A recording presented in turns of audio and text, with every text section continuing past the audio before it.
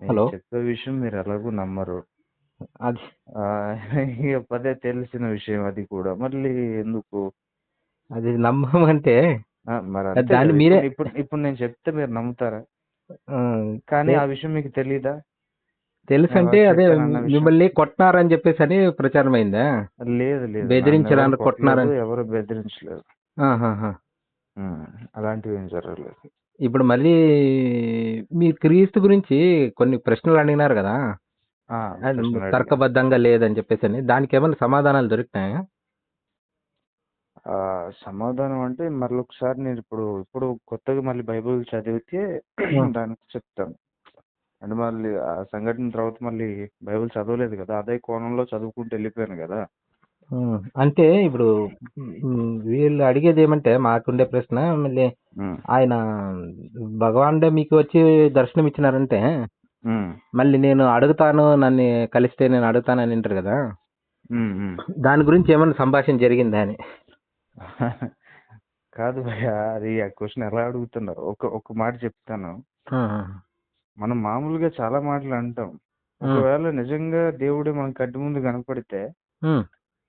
మనకి ఇవన్నీ రన్ అవుతాయా మైండ్‌లో? ఇప్పుడు హ్మ్. వచ్చి కనపడినారు. ఇప్పుడు, ఇప్పుడు స్వర్గ నరకాలు ఇప్పుడు తార్కికాలు లేదు గదా! ఇది. అంటే ఇప్పుడు నన్నే పాపగా జన్మించినారు. ఇప్పుడు ఆడమ్, ఈవ్ అక్కడి నుంచే మనం వచ్చినాము. ఆ పాపం బ్లడ్ ద్వారా వచ్చింది. ఆ! ఆ! ఇవన్నీ తార్కికంగా లేదు గదా! అది దాని మీద 2, 3 రకాలైనటువంటి అభిప్రాయాలున్నాయి. నేను మాట్లాడిన వీడియోలో కూడా హ్మ్. ఒక వర్గం వారు జన్మ పాపం ఉందంటున్నారు. హ్మ్. ఇంకొక వర్గం వారు జన్మ పాపం లేదంటున్నారు. హ్మ్. ఒకవేళ జన్మ పాపం ఉంటే హ్మ్. ఆ జన్మ పాపం పెట్టింది ఆయనే కాబట్టి ఆయనకే దాని మీద శిక్ష వేయాలి అన్నట్టుగా ఆ పాయింట్ మీద మాట్లాడాను. అవును. ఇప్పుడు జనపామం ఆ! ఉందనే గదా! ఇప్పుడు అందరూ చెప్పేది ముఖ్యంగా. ఎవరు? ఇప్పుడు నేను పాస్టర్‌లందరూ నమ్మట్లేదు. జన్మ పాపం నేను నమ్మట్లేదు. అదే చెప్తున్నా 2 వర్గాలున్నాయి ఇక్కడ. ఆ! జన్మ పాపం నమ్మేవారున్నారు. హ్మ్. నమ్మేవారికి అది సరిపోద్ది. ఆ ప్రశ్న. హ్మ్. నేను జన్మ పాపం నమ్మట్లేదు. హ్మ్. ఇప్పుడు పునర్జన్మ నమ్ముతారా? పోనీ? పునర్జన్మ గూడా నమ్మను నేను. ఆ! సరే. ఈ పునర్జన్మ నమ్మరంటే, ఆ! ఇప్పుడు ఈ మనిషి దేవుడి నుంచి వచ్చినాడు. ఆ! మళ్ళీ దేవునిలో కలిసిపోతాడా? ఎట్లా మరి ఫైనల్ ఏంటి అని? ఇప్పుడు, ఇప్పుడు దీంట్లో బైబిల్ మోక్షము ప్రకారంగా అయితే అనే ఒకటి కాన్సెప్ట్ చెప్తా. ఉంది మన దగ్గర. నేను అదే చెప్తా. ఆ! బైబిల్ ప్రకారంగా స్వర్గము, నరకం అనేవి 2 ఉన్నాయి. ఓకే. అది ఐ మీన్ పరలోకం. హ్మ్. పరలోకానికెళ్తారు అని బైబిల్ చెప్తుంది. హ్మ్. హ్మ్. అది. ఆహా! అంటే ఇప్పుడు పరలోకం వెళ్ళేదేంది? ఇప్పుడు ఈ దేహమంతా ఇక్కడే కాలిపోతుంది. హ్మ్. ఇక్కడ మట్టిలో ఆత్మ. అదే ఆత్మ దాని హ్మ్. దానికి ఏం ఆకారము ఏమన్నా హ్మ్. ఉందా దానికి? హ్మ్. ఆత్మకి? హ్మ్. ఇప్పుడు దీంట్లో మా మైథాలజీ అంటే ఈ హిందూ దీని ప్రకారము ఆత్మ అంటే హ్మ్. నిరాకారము, నిర్గుణము. అసలు హ్మ్. ఆత్మకి ఈ మనస్సే ఇప్పుడు సూక్ష్మ శరీరము అంటారు. ఆత్మ కన్నా హ్మ్. సూక్ష్మ శరీరము, స్థూల శరీరము. సూక్ష్మ శరీరం అంటే పంచేంద్రియాలతో కూడిన ఈ మనస్సు. హ్మ్. స్థూల శరీరం అంటే ఈ పంచభూతాలతో కూడిన ఈ దేహము. హ్మ్. ఈ సూక్ష్మ శరీరం మాత్రం ఉంటుంది. వేరే దేహాలను పొందుతుంది. హ్మ్. ఇప్పుడు పునర్జన్మ అంటే సూక్ష్మ శరీరము ఇంకొక స్థూల శరీరాన్ని పొందేది. హ్మ్. కానీ ఈ సూక్ష్మ శరీరం గూడా అబద్ధము. హ్మ్. ఇది, ఇది ఎప్పుడు కామ, క్రోధ, లోభ, మద, మాత్సర్యాలతో కూడినప్పుడు, ఆ హ్మ్. అహంకారంతో కూడినప్పుడు మాత్రమే సూక్ష్మ శరీరం ఉంటుంది. హ్మ్. ఈ దేహం పడిపోయినా గూడా ఆ అహంకారము ఇప్పుడు కొత్తగా ఒక జన్మ ఒక పిల్లోడు పుడతాడు. హ్మ్. వానికి కొన్ని ఇష్టాలు, కొన్ని అయిష్టాలుంటాయి హ్మ్. పుట్టుకతోనే. హ్మ్. ఇవి ఎక్కడి నుంచొచ్చినాయంటే, ఆ సూక్ష్మ శరీరము వెనక చేసిన ఆలోచనలు బట్టి, వానికి ఈ ఇష్టాలు, అయిష్టాలొచ్చినాయని మనం అర్థం చేసుకోల్ల. ఏ ఇట్లా వెనక అర్థమైంది. చేసినవి? అంటే ఇప్పుడు, అంటే ఇప్పుడు పునర్జన్మ గురించి మాట్లాడుతున్నారా? పునర్జన్మ గురించి ఇప్పుడు హ్మ్. ఈ హిందూ దీని ప్రకారం సింపుల్‌గా చెప్పాలంటే, హ్మ్. సూక్ష్మ శరీరము, స్థూల శరీరం అనేవి 2 ఉంటాయి. సూక్ష్మ హ్మ్. శరీరం అంటే మన మనస్సు. హ్మ్. ఈ మనస్సు ఎప్పటికీ చావదు. ఈ మనస్సు హ్మ్. వేరే వేరే దేహాలను పొందుతూ ఉంటుంది. హ్మ్. చేసిన కర్మలకి అనుగుణంగా కర్మ ఫలాలు అంటే పుణ్యాలకి సుఖాల్ని, పాపాలకి కష్టాల్ని అంటే పొందుతూ ఇప్పుడు ఉంటుంది. ఇంకా ఎప్పటికి ఎండ్ లేదా? ఆ ఎండ్ అంటే ఏమంటే, ఈ ఆ! ఈ మానవ శరీరాన్ని పొందినప్పుడు ఆ, ఈ సూక్ష్మ శరీరము అనేది ఏదైతే ఉందో ఈ మనస్సు ఆ, ఎప్పుడు ప్రపంచం మీద పడి ఉంటుంది. ఆ, ప్రపంచంతోనే బంధాలని పెంచుకుంటూ ఉంటుంది మనస్సు. ఉమ్, ఉమ్, దీనికి ఎన్నో జన్మల నుంచి వచ్చిన లక్షణం అది. ఉమ్, కానీ ఈ ప్రపంచం అనేది మిథ్యా, ఈ ప్రపంచం సత్యం కాదు. ఉమ్, ఇక్కడ ఎన్నేళ్ళ నుంచి ఈ వ్యక్తుల్ని, ఈ వస్తువుల్ని ప్రేమించినంత కాలము మళ్ళీ మళ్ళీ జన్మలు తీసుకోవాలి. కాబట్టి ఇది ఫైనల్ కాదు, దీనికి ఎండ్ లేదు, ఉమ్, దీనికి శాశ్వతమైన ఆనందం దొరకదు ఇక్కడ ఉమ్, అని చెప్పేసి అని తెలుసుకొని ఈ వేదాంతం అంటే ఉపనిషత్తులు, ముఖ్యంగా ఉమ్, ఉపనిషత్తుల సారమైన భగవద్గీత ఉమ్, ఇది ఏం బోధిస్తుందంటే నీ నిజస్వరూపాన్ని బోధిస్తుంది. నువ్వు ఈ దేహం కాదు, మనస్సు కాదు, ఇంద్రియం కాదు, వీటన్నిటికీ శక్తినిచ్చే ఒక చైతన్యము. ఉమ్, అది పుట్టుక లేదు, మరణము లేదు. దాన్ని ఆత్మ అంటారు. ఉమ్, అదే పరమాత్మ. నువ్వు పరమాత్మ, అహం బ్రహ్మాస్మి తత్వమసి అంటే నేను ఆ బ్రహ్మాన్ని అని ధ్యానం చేయాల. ఉమ్, అని మనము ఈ ప్రపంచం మీద మోహాన్ని తగ్గించుకొని, ఉమ్, ఈ మోహాన్ని, కామాన్ని, క్రోధాన్ని తగ్గించుకుంటే మనము స్థిరంగా స్థిత బుద్ధి, స్థిత చిత్తము, స్థిత ప్రజ్ఞ లక్షణాలు అని చెప్పేసి అని భగవద్గీతలో ఉన్నాయి. ఉమ్, ఆ స్థిత ప్రజ్ఞ స్థితిని సాధిస్తే జీవన్ముక్తుడు అవుతాడు. జీవన్ముక్తుడు అంటే జీవించగానే ముక్తుడు. ఇప్పుడు మన రమణ మహర్షి గాని, ఉమ్, సాయిబాబా గాని, ఉమ్, వీళ్ళందరూ ఇప్పుడు ఎరితాత అని చెప్పేసి అని ఇక్కడ బళ్ళారి దగ్గర చెలుగురికి దగ్గర ఉన్నారు. ఉమ్, వీళ్ళందరూ మహిమలు చూపించినారు. వాళ్ళు మహిమలు చూపించింది ఒక పార్ట్, కానీ వాళ్ళు జీవన్ముక్త స్థితిని పొందినారు. అంటే ఆ ఒక ఆనందం లోపల నుంచి మనకి ఆ ఆనందం దొరుకుతుంది. అది శాశ్వతమైన ఆనందము. ఇప్పుడు బయట నుంచి మనకు దొరికే ఆనందం వస్తువుతో వచ్చే ఆనందము, వస్తువు పోతేనే పోతుంది. ఉమ్, ఈ వస్తువు మీద ప్రేమ అనేది ఏదైతే ఉందో అది మనల్ని బంధానికి గురి చేస్తుంది. ఉమ్, మనము ఈ వస్తువు అబద్ధము, నేను అబద్ధము, ఈ దేహము అశాశ్వతము, ఈ మనస్సు అనేది ఆ పరమాత్మని అందుకుంటే, ఈ పరమాత్మ అంటే రాముడు కృష్ణుడు కాదు, ఉమ్, ఈ నిరాకార నిర్గుణ పరమాత్మ ఏదైతే మాండుక్యోపనిషత్తులో వర్ణించబడిందో, ఏదైతే కైవల్యోపనిషత్తులో వర్ణించబడిందో ఆ పరమాత్మ, ఉమ్, ఆ పరమాత్మని అందుకుంటే ఆ పరమాత్మలో లీనమైపోతాం. ఉమ్, అంటే ఇంకా మనం ఉండము, పరమాత్మగానే ఉంటాం. బ్రహ్మవిద్ బ్రహ్మైవ భరతి. బ్రహ్మాన్ని తెలుసుకున్నాడు బ్రహ్మమే అయిపోతాడు. ఎందుకంటే వాడు నిజంగా బ్రహ్మమే. ఇది మనస్సు అనేది అబద్ధము, నిజంగా అది బ్రహ్మమే. మాయలో మనస్సుగా వండుకొని ఇవన్నీ ఆశిస్తా ఉంది. దాని నిజస్వరూపం దానికి తెలిస్తే దాంట్లో లీనమైపోతుంది. అది ఎండ్. అది అంటే ఈ జన్మలు అనేవి ఈ మాయలో ఉన్నంత కాలమే. మాయాతీత స్థితికి, ఆ బ్రహ్మంలోకి, బ్రహ్మాన్ని తెలుసుకొని నేను బ్రహ్మమే అని ధ్యానిస్తూ బ్రహ్మంలోకి ఐక్యమైపోతే అప్పుడు జీవన్ముక్తి. అంటే వాడికి మనసు ఉండదు. ఆ మనస్క స్థితి, జీవించి ఉంటాడు కానీ మనసు ఉండదు. అతడు చనిపోతే విదేహముక్తి. చనిపోయిన తర్వాత ఏంది రాదు, బతుకున్నప్పుడే సాధించాల. ఇది బతికినప్పుడే ఈ జీవన్ముక్త స్థితి కోసము మనం ప్రయత్నించాలా, పురుష ప్రయత్నం చేయాలని చెప్పేసి అనేది ఈ హిందూ దీంట్లో మెయిన్. ఇప్పుడు ఈ విషయాన్ని చెప్పాకే వేరే వేరే కథల రూపంలో ఈ రామాయణం కానీ మహాభారతం కానీ ఫైనల్ విషయాన్ని కొంచెం చెప్తుంది. దానికి సంబంధించిండే కథల రూపంలోనే ఎక్కువగా ఉంది. అది తత్వం ఇదే. ఇప్పుడు నేను చెప్పిందే తత్వం. బ్రహ్మ సత్యం జగన్మిథ్య జీవో బ్రహ్మైవ నాపరహ, అంతే. ఇది ఇది ఇది ఇది ఫైనల్. అంటే స్వర్గ నరకాలు యొక్క ఇది టాపిక్ హిందూ మైథాలజీలో కూడా ఉంది, హిందూ ధర్మంలో కూడా ఉంది. కానీ అవి ఫైనల్ కాదు. అంటే ఇప్పుడు వీళ్ళు చెప్పే, మా గురువులు చెప్పేది ఏమంటే, మనం ఎన్నోసార్లు స్వర్గానికి పోయినాం, మనం ఎన్నోసార్లు నరకానికి పోయినాం, ఇప్పుడు గుర్తులేదు అంతే. ఇప్పుడు మనము ఇప్పుడు మనకి కొన్నాళ్ళ క్రితం జరిగిండేది మనకి ఇప్పుడు గుర్తులేదు. అలాగే మనం మరుపు అనేది ఒకటి ఉంది. మనము స్వర్గానికి పోయినాము, స్వర్గ భోగాలు అనుభవించినాం, ఆల్రెడీ ఎన్నోసార్లు అనుభవించినాం, మళ్ళీ వచ్చినాం, అవి గుర్తు లేదు. కానీ వాటి యొక్క ఆకర్షణ మనకుంది. నాకు సుఖం కావాలా అని చెప్పేసి అని. మనం నరకానికి కూడా పోయినాం.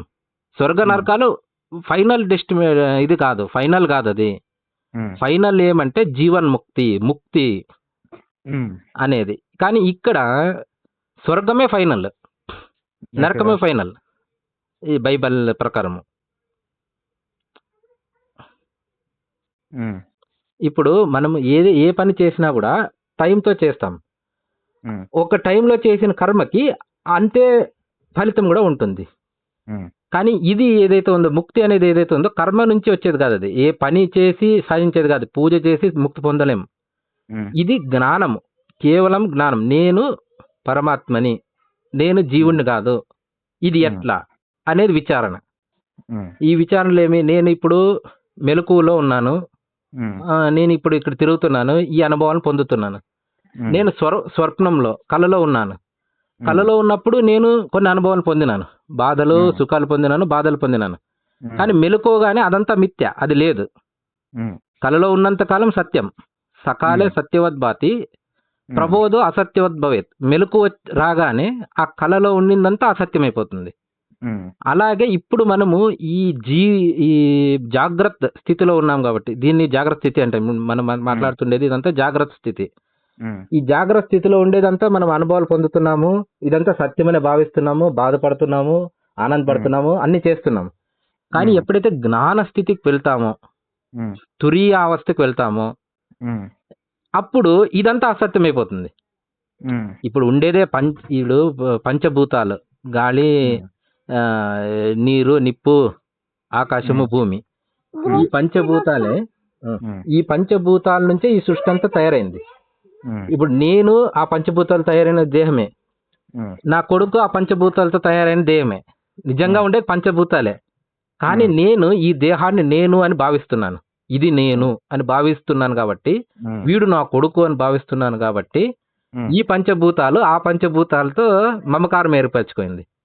ఇంకొకరితో శత్రుత్వము, ఈ పంచభూతాలు ఆ పంచభూతాలతో శత్రుత్వం ఏర్పరచుకుంది.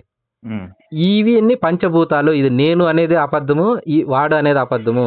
వాడు పంచభూతాల్లో కలిసి ఒక ముద్దగా ఏర్పడినాడు, కొన్నాళ్ళు ఉంటాడు, మళ్ళీ వెళ్ళిపోతాడు. ఈ దేహం కూడా అట్లే తయారైంది, ఒక కొన్నాళ్ళు వెళ్ళిపోతుంది. దీంట్లో ఉండే ఈ మమకారాలు గాని, ప్రేమలు గాని, ద్వేషాలు గాని, ఇవన్నీ కూడా అశాశ్వతమైనవి. శాశ్వతమైంది ఒక్కటే ఒక్కటి, అదే పరమాత్మ, ఏకమేవ అద్వితీయం, అదే నేను. అయితే మనకి ఈ దేహం మీద ఉండే ఆ మమకారం నుంచి అది నేను అని అనుకోలేకపోతున్నాం, ఇది నేను కాదు అని అనుకోలేకపోతున్నాం. అది నేను అని ఎప్పుడైతే ఈ మనసుకి బాగా పట్టిస్తామో అప్పుడు ఆటోమేటిక్గా ఈ మమకారాల నుంచి నేను విడబడిపోతాం. అదే సాధన. ఈ మమకారాల నుంచి ఇప్పుడు భగవద్గీత చదివేటప్పుడు స్థితప్రజ్ఞుడు ఎట్లుంటాడు, నిందాస్తుతులకి స్పందించడు. ఎందుకు స్పందించంటే వీనికి అదే ఇదంతా అబద్ధము అని వాడు తెలుసుకొని ఉంటాడు. సుఖానికి దుఃఖానికి సమంగా ఉంటాడని కొన్ని లక్షణాలన్నీ చెప్పినారు సేమ్. ఇవన్నీ లక్షణాలు ఎప్పుడు ఈ జ్ఞానంలో ఉన్నప్పుడు ఇదంతా అబద్ధము, ఈ జగత్ అనేది అంతా అబద్ధము, ఈ దేహం అనేది అబద్ధము, ఇవన్నీ పంచభూతాలే ఇట్లా వేరే వేరే వస్తువులుగా తయారయ్యి ఈ మమకార అహంకారాలుగా మనల్ని ఆడిస్తుంది. కానీ నేను నిజంగా ఆ సత్యము, దేంట్లో నుంచి అయితే ఈ ప్రపంచం వచ్చిందో, దేంట్లోనైతే ఉందో, మళ్ళీ దేనిలో ఇదంతా లయమైపోతుందో ఆ పరమాత్మని నేను అని మనకి మనసుకు బాగా పట్టిస్తే మనసు లేకుండా వెళ్ళిపోతుంది, ఆలోచన లేకుండా వెళ్ళిపోతాయి. అదే సమాధి స్థితి అంటారు. ఈ బుద్ధి సమంగా అయిపోతుంది. ఆ సమాధి స్థితిని ఎవరైతే అందుకుంటారో అప్పుడు ఆయనకి ఆత్మానందం అనేది అనుభూతానికి వస్తుంది అనమాట. ఈ ఆత్మానందము ఇంకా ఏ ఆనందము, ఈ ప్రపంచంలో ఉండే ఏ ఆనందము దానికి సాటి రాదు. కొన్ని కోట్ల రెట్లు ఎక్కువ ఆనందము. కాబట్టి దీని మీద ఇంక మనం మమకారం ఉండదు. ఆ ఆనంద స్థితికి తెలిపినోడే జీవన్ముక్తుడు. ఇది ముక్తి. సింపుల్ గా ఇప్పుడు చాలా 3 ఏళ్ల నుంచి నేను గురువు గారి దగ్గర తెలిసిపోయింది 5 నిమిషాల్లో చెప్పినాను సార్ మీకు. ఇది జీవన్ముక్తి అని చెప్పేసి అని, ఇది టార్గెట్. హిందూ మతం యొక్క టార్గెట్ అన్ని దీని చుట్టూనే, ముక్తి చుట్టూనే, స్వర్గ నరకాల చుట్టూ కాదు. స్వర్గ నరకాలు నువ్వు పాపం చేస్తే స్వర్గానికి పుణ్యం చేస్తే స్వర్గానికి పోతావు, పాపం చేస్తే నరకానికి పోతావు. అక్కడ అనుభవిస్తావు, నువ్వు చేసిన పుణ్యానికి తగినంత సుఖాలను అక్కడ అనుభవిస్తావు. మళ్ళీ చీనే పుణ్యం మర్తే లోకం విషయం మళ్ళీ వెనక్కి వచ్చేస్తావు. పాపాలు చేస్తే నరకానికి పోతావు, అక్కడ కూడా శాశ్వతం కాదు. ఎందుకంటే పాపం చేసింది 1 పీరియడ్ ఆఫ్ టైంలో కదా, దానికి తగిన శిక్ష ఉంటుంది. ఇక్కడ చిన్న పాపం కానీ పెద్ద పాపం కానీ ఉమ్, ఈ పాపానికి తగిన శిక్ష ఉంటుంది కానీ కొన్ని కోట్ల సంవత్సరాలు ఉండదు శిక్ష. ఉమ్, నరకానికి పోతాము, ఇక్కడ చేసిన పాపాలకు అనుభవిస్తాము, మళ్ళీ తిరిగి వస్తాం. ఉమ్, పుణ్యాలు చేస్తే స్వర్గానికి పోతాము, అదే అయిపోతుంది. మళ్ళీ శాశ్వతమైనది ఏంటి అంటే జ్ఞానం మాత్రమే శాశ్వతమైనది. ఉమ్, ఆ జ్ఞానము వేదాంతాల్లో ఉంది, ఉపనిషత్తుల్లో ఉంది. ఉమ్, ఆ ఉపనిషత్తుల సారమే భగవద్గీత. ఇది ఉమ్, గైడు, అది టెక్స్ట్ బుక్ ఉపనిషత్తులు. ఉమ్, ఆ ఉపనిషత్తులు ముక్తికోపనిషత్తు, దశోపనిషత్తులకి ముగ్గురు ఆచార్యులు భాష్యాన్ని రాసినారు. మనం అర్థం చేసుకునే దానికి గురువులు ఉన్నారు, బోధిస్తారు. ఆ ఉమ్, ఉపనిషత్ జ్ఞానాన్ని తెలుసుకొని ముక్తికి ప్రయత్నించడము, ముక్తి పొందడము ఇది ఫైనల్. Okay okay. కానీ ఇది అట్లా ఉండదు కదా, ఇది నరకము. ఇల్లాజికల్గా ఇప్పుడు నరకం ఉంది, ఇక్కడ నువ్వు ఎవరో ఒకరు నమ్మకపోతే నరకంలో పడేసి ఎన్నో ఏండ్లంట, కోటి సంవత్సరాలు. సరే కోటి సంవత్సరాలు అయినా కూడా మళ్ళీ ఎప్పుడో ఒకసారి మళ్ళీ అయిపోవాలి కదా అది. ఉమ్, ఇప్పుడు స్వర్గానికి పోదాం. ఇప్పుడు ఈ స్వర్గం గురించి మా దగ్గర స్వర్గానికి పోయేది వచ్చేది ఉంది. స్వర్గంలో సుఖభోగాలు, ఇప్పుడు ఇక్కడ ఏదైతే భోగాలు ఉన్నాయో అవే భోగాలు అక్కడ ఉంటాయి.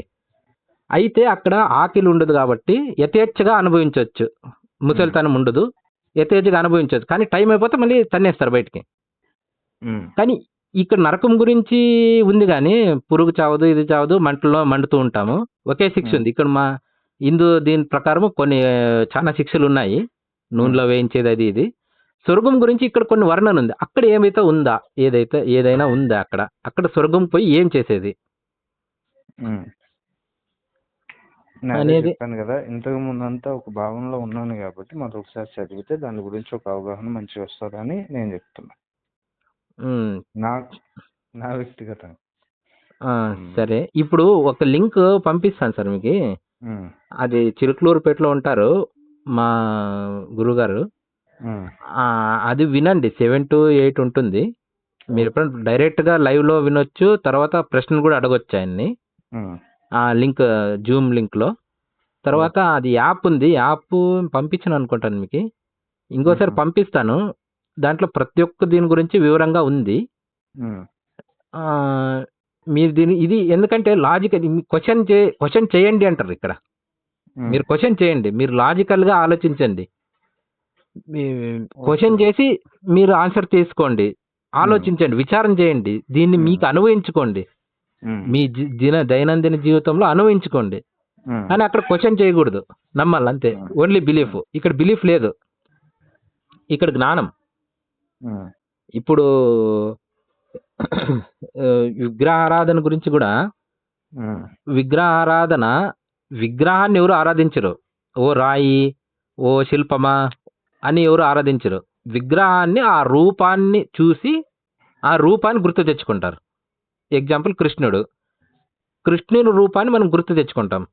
ఆ కృష్ణుడు ఆ కేవలం రూపం కాదు, ఆయన లీలలు, ఆయన బోధించిండే జ్ఞానం, ఆ జ్ఞానము కలిపి దానికి ఇది ప్రతినిధి ఈ విగ్రహం. కానీ ఆ జ్ఞానం దేనికి ప్రతినిధి? ఆయన పరమాత్మకి కృష్ణుడు ప్రతినిధి, కృష్ణునికి ఈ విగ్రహం ప్రతినిధి. ఉమ్, కాబట్టి మనము ఈ విగ్రహాన్ని ఆరాధిస్తామంటే కృష్ణుని పరమాత్మను ఆరాధించినట్లే. ఉమ్, అయితే కొంతమందికి ఆ పరమాత్మ గురించి తెలియకపోయి ఉండొచ్చు, కృష్ణుడిని ఆరాధిస్తారు, అది అన్య దేవత ఆరాధన అవుతుంది. ఉమ్, అది సేమ్. ఇప్పుడు మేరీ మాతని కానీ ఉమ్, జీజస్ని కానీ విగ్రహంగా ఆరాధిస్తే ఏ ఫలితమో అదే ఫలితమే ఇక్కడ కూడా. ఉమ్, కానీ ఈ జీజస్ కానీ మేరీ మాత కానీ పరమాత్మ కనెక్ట్ కారు. ఎందుకంటే వేదాంతపరమైన ఆ తత్వాన్ని ఏదైతే ఉందో దానికి ఇది లింక్ అవటం లేదు. ఉమ్, కానీ కృష్ణుడు వేదాంతపరమైన ఆ పరమాత్మకు లింక్ అవుతాడు. ఉమ్, ఎందుకంటే ఒకే ఒక్క ఎగ్జాంపుల్ చెప్తాను. కృష్ణుని రంగు ఉమ్, స్కై బ్లూ కలర్. ఉమ్, కృష్ణుని రంగు వైట్ కాదు, బ్లాక్ కాదు, బ్లూ కలర్. కృష్ణుడు కానీ రాముడు కానీ బ్లూ కలర్ ఎందుకు వచ్చిందంటే, ఇప్పుడు మనం ఆకాశం చూస్తాం, ఆకాశము బ్లూ కలర్లో ఉంది, స్కై ఈజ్ బ్లూ అని రాపిస్తారు. కానీ నిజంగా ఉంది ఆకాశం బ్లూ కలర్లో ఉందా? లేదు. ఉమ్, ఆకాశం మనకి బ్లూ కలర్లో కనిపిస్తుంది కానీ ఆకాశం బ్లూ కలర్లో లేదు. అసలు బ్లూ కలర్ అనేది అక్కడ లేనే లేదు, ఉమ్, కానీ మనకి బ్లూ కలర్లో కనిపిస్తుంది. ఇది ఎందుకంటే అది మన నుంచి, మన కంట్లో ఉండే, మన కంటిని చూసే శక్తి ఉన్నంత వరకు కూడా ఏ కల్మషము లేకపోతే అది బ్లూ కలర్లో కనిపిస్తుంది. ఉమ్, కాబట్టి ఈ కృష్ణుడు బ్లూ కలర్లో ఉన్నాడంటే ఆయన నిజంగా బ్లూ కలర్లో ఆ దేహంగా ఉన్నాడని కాదు, మనము పరమాత్మని అట్లా దర్శిస్తున్నాము అని. మ్మ్. ఆ నిరాకార నిర్గుణ పరమాత్మని ఈ రకంగా మనం దర్శిస్తున్నాం, కానీ ఆయన బ్లూ కలర్లో ఉన్నాడని కాదు. మ్మ్. నంబర్ 1. నంబర్ 2, అక్కడ ఏ కల్మషము లేదు. ఏ కల్మషం మీద ఏనే ఉంటే అది కనపడుతుంది. ఆకాశంలో ఏ కల్మషము లేదు కాబట్టి బ్లూ కలర్లో కనపడుతుంది. కాబట్టి ఈ కృష్ణుడు ఏ కల్మషము లేనివాడు, చాలా అంతరాళం కలిగినవాడు అనే ఒక భావాన్ని, ఒక సూక్ష్మాన్ని తెలియడి చేయడమే ఆ రంగు. మళ్ళీ ఆయన చేసిన పనులు అన్నీ ఇప్పుడు భగవద్గీతలో జన్మ కర్మచమే దివ్యం ఏవం యోవేత్తి తత్వతః అని చెప్పేసి అని ఒక శ్లోకం ఉంది 4వ అధ్యాయంలో. జన్మ కర్మ అంటే నా యొక్క జన్మ, నా యొక్క కర్మలు అది దివ్యమైండేవి. 4వ అధ్యాయం 9వ శ్లోకము. జన్మ కర్మచమే దివ్యం ఏవం యోవేత్తి తత్వతః. తత్వతః ఎవరు దీన్ని తెలుసుకుంటారో, తత్వత అంటే ఆ ఒక మూలం, ఆ పరమాత్మ తత్వతో దీన్ని తెలుసుకోవాలి. ఈ యొక్క జన్మ కర్మలు అన్వయించుకోవాలి. అలా అన్వయించుకున్న వాళ్ళు ఏం యోవేత్తితో త్యక్వాదేహం పునర్జన్మ నయేతి మామేతి, మళ్ళీ వాళ్ళు జన్మని పొందరు, వాళ్ళు నన్నే చేరుకుంటారు, అంటే పరమాత్మగా నిలిచిపోతారు, ఆ పరమానందంలోకి చేరుకుంటారు అని.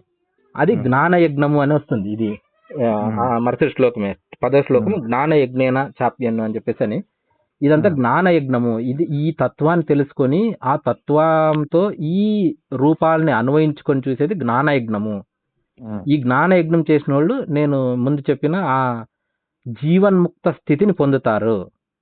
ఆ జీవన్ముక్త స్థితే మనం పొందవలసిండేది, స్వర్గ నరకాలు కాదు. ఈ పుణ్యాలు పాపాలు చేసి స్వర్గ నరకాలకు పోయింది కూడా అశాశ్వతమే అని దీని యొక్క తత్వం. మీరు 2 స్టడీ చేయండి సార్, ఇంకా టైం తీసుకోండి, 2 స్టడీ చేయండి. మీరు బిలీఫ్లో పడకూడదు మీకు, ఎందుకంటే మీరు విచారం చేసే మనస్తత్వం ఉంది, ప్రశ్నించే మనస్తత్వం ఉంది.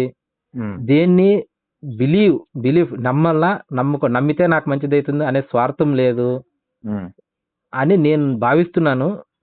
వేరే ప్రచారాలు ఎట్లా జరిగినా కూడా మీరు తెలుసుకొని, సత్యాన్ని తెలుసుకొని సత్యాన్వేషణ చేయాలని నేను కోరుకుంటున్నాను. మీకు పంపిస్తాను సార్ అది లింక్, ఒకసారి వినండి, ఇంకా టైం తీసుకోండి. అంతే. ఓకే, నమస్కారం.